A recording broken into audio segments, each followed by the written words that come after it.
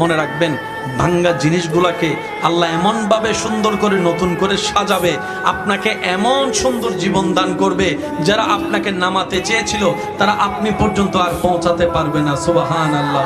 যারা আপনাকে টেনে ধরে নামাতে চেয়েছে তারা অনেক পিছনেই পড়ে থাকবে, আপনি রবের রহমত নিয়ে অনেক দূরে এগিয়ে থাকবেন।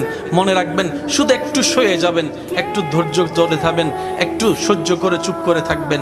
যত সইবেন তত পাইবেন, যত সইবেন তত পাইবেন। কোনো আফসোস নাই, কোনো আপত্তি নাই, কোনো হা হতাশ নাই। রবকে শুধু এতটুকু বলবেন, যখনই মন খারাপ হবে সিজদায় মাথাটা ঝুঁকিয়ে, ইয়া রব, আমি যা পেয়েছি কোনো কিছু পাওয়ার যোগ্যতা আমার কাছেই নেই, সব তুমি দয়া করে দান করেছো, সব তুমি দয়া করে দান করেছো। একটা জিনিস পাওয়ার যোগ্যতা আমার নাই, এই চোখ পাওয়ার মতো যোগ্যতা আমার কাছে নেই, এই কান শোনার মতো কান আমার কাছে নেই। আল্লাহ, কোনো কিছুরই পাওয়ার যোগ্যতা নাই, তুমি দয়া করে দেখার জন্য দুইটা চোখ দিয়েছো, তোমার দরবারে শুকরিয়া।